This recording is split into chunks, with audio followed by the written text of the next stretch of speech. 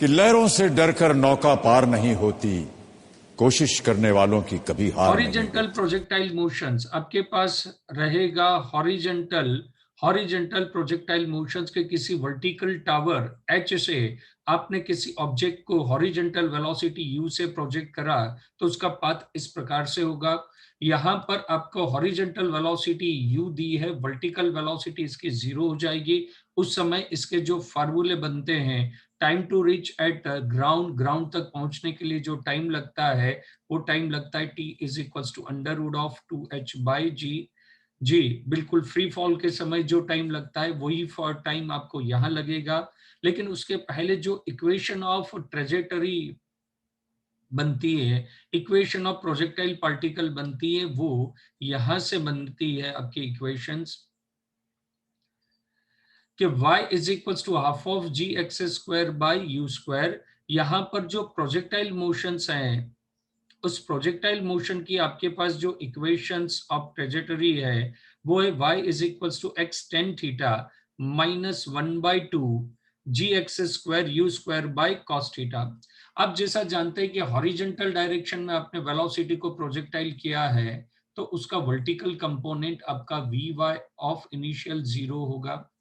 इस कारण से उसका एक्स कंपोनेंट ये वाला फैक्टर आपका 0 हो जाएगा। cos थीटा 0 आपका 1 हो जाएगा क्योंकि एंगल ऑफ प्रोजेक्शन 0 है। इस कारण से बाकी हुई जो चीज बची है वो आपकी इक्वेशन ऑफ ट्रेजेक्टरी हो जाएगी। y is equals to 1/2 g x square by u square. ये आपकी प्रोजेक्टाइल मोशन की इक्वेशंस हो जाएगी। इसके पहले हम थोड़ा सा डिस्कस कर ले कि horizontal projectile motion, oblique projectile motion and projectile motion on inclined plane, ये तीन प्रकार की प्रोजेक्टाइल मोशंस होगी। हम हॉरिजेंटल प्रोजेक्टाइल मोशंस के ऊपर डिस्कशन कर रहे हैं जिसकी equation y is equals to 1/2 g x square, यदि cos स्क्वायर थीटा और x tan थीटा डाल दे तो इक्वेशन ऑफ प्रोजेक्टाइल मोशंस बन जाएगी। टाइम टू डिसेंट यानी ग्राउंड को हिट करने के लिए जो टाइम लगता है वो लगता है under root of 2h by g, जहां हाइट ऑफ द टावर है। ये आपका फार्मूला हो जाएगा h is equals to t is equals to under root of 2h by g. Horizontal range के प्रोजेक्टाइल पार्टिकल ग्राउंड पर कितना दूर हिट करेगा उसके लिए जो horizontal range v is equals to d by t से then d is equals to vt। v आपका हॉरिजेंटल वेलोसिटी u दी गई है और टाइम ऑफ फ्लाइट आपके पास है under root of 2h by g. तो इस हिसाब से आपकी रेंज का फॉर्मूला हो जाएगा range is equals to u horizontal projected velocity into time. Time आपके पास है under root of 2h by g. ये ग्राउंड को हिट करेगा उस समय का टाइम जो है, दोनों को इनटू कर दिया, आपके पास रेंज आ जाएगी। दूसरी इसमें खास बात ये होती है कि प्रोजेक्टाइल कितने टाइम के बाद उसकी वेलोसिटी क्या होगी और हॉरिजेंटल के साथ किस वेलोसिटी का, हॉरिजेंटल वेलोसिटी के साथ उसकी वेलोसिटी कौन सा एंगल बनाएगी। ये दो टाइप के क्वेश्चंस इसमें मेन होते हैं जो कि नीचे डिस्कस किए हैं। इंस्टेंटेनियस वेलोसिटी के दो फार्मूले बनते हैं, v is equals to u square, जिस वेलोसिटी से आपने उसको प्रोजेक्टेड किया है u square twice g y, यानी कितने हाइट पर, मान लेते हैं कि h हाइट है और h हाइट से आप उसको प्रोजेक्टेड कर रहे हैं तो y डिस्टेंस पर उसकी वेलोसिटी कितनी होगी। दो टाइम से निकल सकती है, एक तो वो डिस्टेंस y के हिसाब से निकल सकती है, दूसरा टाइम के हिसाब से निकल सकती है। तो velocity after travelling y height, h height में से आप y हाइट ट्रेवल कर लेते हो तो यहाँ पर उसकी velocity tangential and instantaneous velocity, initial velocity u square plus twice g y के हिसाब से होगी। और यदि आपको टाइम दिया कि प्रोजेक्टाइल करने के 3 सेकंड बाद उसकी वेलोसिटी कितनी होगी तो ये तो आपके पास vx ही होगी और ये वर्टिकल कंपोनेंट जो होता है वो आपका vy हो जाता है और vy इक्वल टू gt होता है। तो वो gt का स्क्वायर, यानी इसको आप ऐसा भी लिख सकते हैं under root of u square plus gt का होल स्क्वायर। ओके, तो t टाइम के बाद या v हाइट के बाद उसके इंस्टेंटेनियस वेलोसिटी निकालने के लिए आपके पास ये दो फार्मूले हैं और इस फार्मूले पे क्वेश्चंस आपके पास ज्यादा बनते हैं। वो velocity, instantaneous velocity horizontal velocity के साथ कितना एंगल बनाएगी, तो ऑब्वियसली है tan phi is equals to Vy by Vx। यदि हम डायग्राम के ऊपर डिस्कस करें तो हॉरिजेंटल वेलोसिटी ये है आपकी, ये हॉरिजेंटल वेलोसिटी, ये आपकी वर्टिकल वेलोसिटी हो जाएगी। और यहाँ पर जो इंस्टेंटेनियस वेलोसिटी होगी, ये इंस्टेंटेनियस वेलोसिटी इसके साथ कितना एंगल बनाएगी, ये आपका Vx हो जाएगा, ये आपका Vy हो जाएगा। तो फाई का फार्मूला हो जाएगा tan phi is equals to Vy by Vx। Velocity, instantaneous velocity की डायरेक्शन फाई इस हिसाब से कैलकुलेट होती है। इसके बाद ये जो प्रोजेक्टाइल मोशंस हैं, उस प्रोजेक्टाइल मोशंस के रिलेटेड दो क्वेश्चंस पर्टिकुलरली, एक क्वेश्चंस तो जनरली आता है, दो तो नहीं आते, एक क्वेश्चंस जरूर आता है, कई सालों से आ रहा है क्वेश्चंस। अब प्रोजेक्टाइल मोशन की इक्वेशन के बारे में बातचीत कर ली, यहाँ पर कुछ चीज और डिस्कस करेंगे। यदि आपने किसी प्रोजेक्टाइल पार्टिकल को u वेलोसिटी से प्रोजेक्टेड करा है तो उसके दो कंपोनेंट होंगे, horizontal component u sin theta और वर्टिकल कंपोनेंट हो जाएगा u sin थीटा। हॉरिजॉन्टल हो जाएगा u cos थीटा, वर्टिकल हो जाएगा u sin थीटा। दो कंपोनेंट रहेंगे। आपको पता होगा horizontal component through out the motion कभी चेंज नहीं होता है, वो तो आपका रहता है v0 cos थीटा।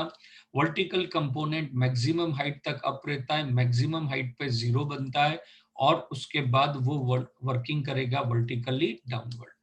यहाँ पर आपके पास में कैलकुलेशंस के लिए जो पॉइंट बनते हैं वो बनता है time attain to maximum height. Particle को मैक्सिमम हाइट तक जाने के लिए कितना टाइम लगेगा, टोटल फ्लाइट टाइम TF लगता है, जो कि होता है twice of TH, maximum height का डबल।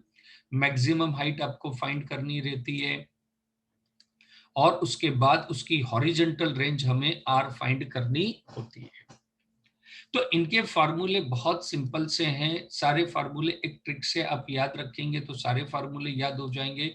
वर्टिकल हाइट यहाँ पर सबसे पहले आप डिस्कस करेंगे TH, जिसका फार्मूला नहीं लिखा गया, time to attain maximum height, वो आपका होता है u sin theta upon g।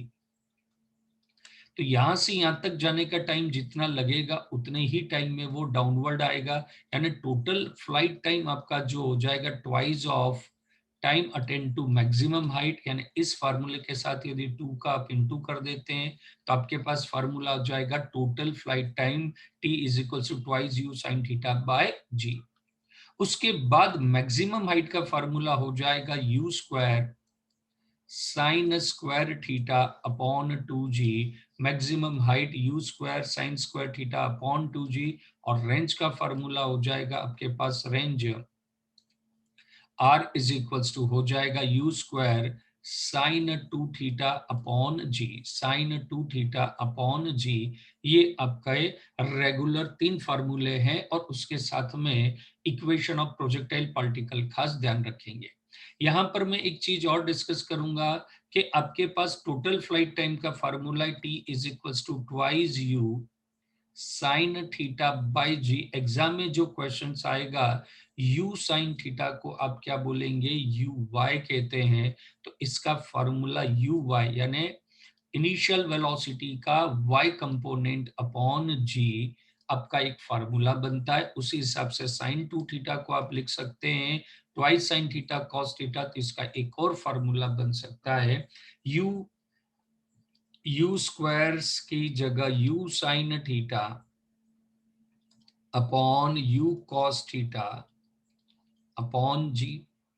Sine 2 theta का फार्मूले में ट्वाइस आएगा u sine theta u cos theta, यानी हॉरिजॉन्टल कंपोनेंट और वर्टिकल कंपोनेंट दोनों आ रहे, तो r का एक फार्मूला हो जाएगा r is equals to twice u, यहाँ v u लिखा है तो ux uy अपॉन g। ये फार्मूले के ऊपर क्वेश्चंस आते हैं कि हॉरिजॉन्टल कंपोनेंट इतना दे दिया, वर्टिकल कंपोनेंट इतना दे दिया, आप रेंज को सिलेक्ट कीजिए, रेंज को फाइंड कीजिए, उसी हिसाब से आप इस फार्मूले को भी कन्वर्ट कर सकते हैं। हालांकि प्रोजेक्टाइल में बहुत सारे केसेस हैं, उन केसेस की हम चर्चा करेंगे। यदि किसी प्रोजेक्टाइल पार्टिकल को कॉम्प्लीमेंट्री एंगल से आपने प्रोजेक्टेड कराए तो उसकी रेंज सेम होगी। यहाँ पर उसका अपोजिट एक दूसरा सेंटेंस लिखा है, फॉर द कॉम्प्लीमेंट्री एंगल्स, एक थीटा होगा और दूसरा 90 माइनस थीटा होगा, तो रेंज रिमेन्स द अनचेंज, यानी रेंज अनचेंज रहेगी। मतलब आप उसको बोल सकते हो कि R1 is equals to R2, दोनों की रेंज सेम रहेगी। हम एक बार और इसको डायग्राम के साथ समझे कि मान लेते हैं कि ये आपकी हॉरिजॉन्टल सरफेस है, अब किसी पार्टिकल को प्रोजेक्ट करते हैं जिसका एंगल ऑफ प्रोजेक्शन एक बार आपने रखा हुआ है थीटा, एक बार एंगल ऑफ प्रोजेक्शन आपने रखा है थीटा, दूसरे पार्टिकल को आप उसी जगह से प्रोजेक्टेड कर रहे हैं, ठीक है, उसके दोनों की प्रोजेक्टाइल वेलोसिटी सेम होनी चाहिए। इसकी भी प्रोजेक्टाइल वेलोसिटी, दोनों पार्टिकल की प्रोजेक्टेड वेलोसिटी v0 या u0 कुछ भी हो, और इसका angle of projection 90 minus theta हो, तो उस समय दोनों पार्टिकल की रेंज चेंज नहीं होगी, उसकी रेंज सेम रहती, R1 is equals to R2। ठीक है, यहां पर आपके पास में ये कॉम्प्लीमेंट सेंटेंस दिया गया है, बहुत काम का है। The complementary angles theta and 90 minus theta से आप किसी पार्टिकल को प्रोजेक्ट करते हैं तो उस समय उसकी रेंज अनचेंज रहती है, that means range is same. यहां पर एक रिलेशंस आता है, और दोस्तों इस रिलेशन पे बहुत सारे क्वेश्चंस बने हैं, और उसको हम बोलेंगे रिलेशन में थोड़ी सी इनका relations between theta, H and R, कि किसी पार्टिकल को इस तरह से प्रोजेक्टेड किया जाए कि उसकी रेंज और हाइट के बीच में रिलेशन दिया हो, थीटा आपको पूछ ले, मतलब क्वेश्चंस आपके इन तीन के बीच में रहेगा, तो आपके पास फार्मूला बनेगा tan theta is equals to 4h/r। खास ध्यान रखेंगे, ये फार्मूले से रिलेटेड बहुत सारे क्वेश्चंस एग्जाम में आ चुके हैं, एक तो इस फार्मूले से, दूसरे इस फार्मूले से, इसका मॉडिफाइड फार्मूला यहाँ दिया है, क्रॉस मल्टीप्लाई कर दिया, tan theta becomes a cos theta, तो ये भी एक ऑप्शन हो सकता है, r is equals to 4h cos theta. यदि प्रोजेक्टाइल इसी को मॉडिफाई करके उन्होंने नेक्स्ट एंट्री लिखी, if range is n times of maximum height, r और n, r is equals to nh, इसकी जगह आप nh रख देंगे, h से h कैंसिल हो जाएगा, tan थीटा को फेंक देंगे, तो ये आंसर बन जाएगा। तो दोस्तों खास ध्यान रखेंगे कि h, r और थीटा के लिए रिलेशन देने वाला एक ट्रिकी क्वेश्चंस बन सकता है, वो है tan theta is equals to 4h/r, और यदि इसको थोड़ा सा आप ट्रिग्नोमेट्री में ले जाए तो r is equals to 4h cot theta भी होता है। यदि n टाइम्स है तो कोई बड़ी बात नहीं है, आप इसकी वैल्यू यहाँ सब्स्टिट्यूट कर दीजिए, ये रिलेशंस आ जाएगा। और यदि रेंज और हाइट सेम है तो रेंज और हाइट सेम है तो tan theta is equals to 4 theta is equals to inverse, और रेंज 4 टाइम्स है तो थीटा इज इक्वल्स टू 45। मतलब यहाँ के सारे ये जो है, यहाँ के ये इतने सारे जो है कंक्लूजन्स सिर्फ एक फार्मूले से प्रोड्यूस हो रहे, tan theta is equals to 4h/r। दूसरा कंक्लूजन यहाँ दिया हुआ है, the ratio of time of flight for the projectile complementary angle से, यदि प्रोजेक्टाइल होता है, यदि एक का टोटल फ्लाइट टाइम आपने लिया t1, दूसरे का फ्लाइट टाइम आपने लिया t2, एंगल ऑफ कॉम्प्लीमेंट्री है थीटा, और थीटा 90, मतलब टी थीटा जिससे थीटा से प्रोजेक्ट करा उसका टाइम, और जिसका को 90 माइनस थीटा से बहुत सारे फार्मूले आपको यहाँ मिल जाएंगे। tan थीटा दोनों की फ्लाइट टाइम, दोनों की हाइट के लिए रेशियो होगा h1/h2 इज इक्वल्स टू होता है tan स्क्वायर थीटा। ऐसे बहुत सारे फार्मूले बन जाएंगे जब एंगल कॉम्प्लीमेंट्री होगा। तो कॉम्प्लीमेंट्री एंगल से प्रोजेक्टाइल के जितने भी स्पेशल केस है आप एक बार थोड़े से रिवाइज कर लेंगे। हम थोड़ा सा और आगे की तरफ बढ़ते हैं।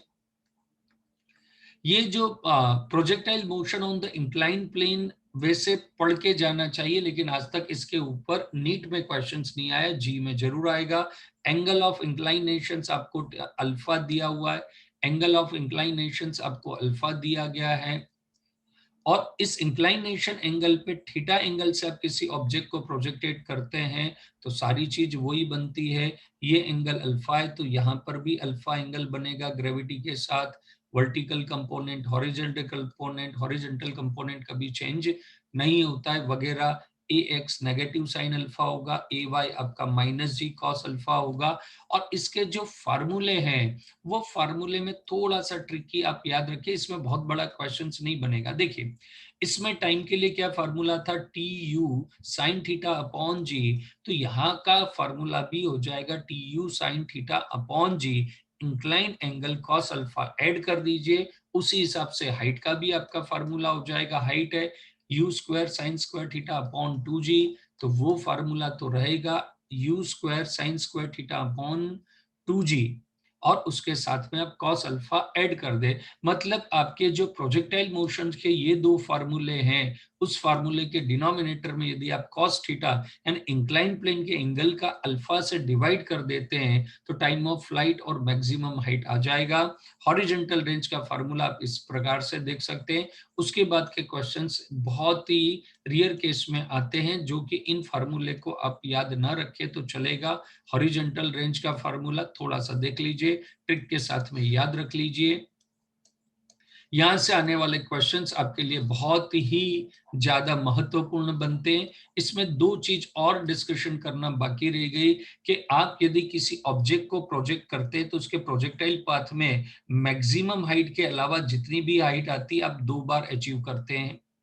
कितनी बार अचीव करते हैं, 2 बार अचीव करते हैं। तो वो दोनों बार जो हाइट जाएगी, दोनों बार हाइट जाएगी, जो ये हाइट y, ये हाइट y, और उसमें क्वेश्चन ये बनेगा कि फर्स्ट हाइट को अटेन करने के लिए टाइम t1 लगता है और सेकंड हाइट को अटेन करने के लिए टाइम t2 लगता है। एग्जाम में देंगे कि प्रोजेक्टाइल पाथ की हाइट y को अटेन करने के लिए उसको टाइम लगता है t1 एंड t2, तो हाइट ऑफ वो वाली हाइट कितनी होगी, तो उसका फार्मूला यहां से बनता है y is equal to g t1 t2 by 2 से आपका फार्मूला बनता है।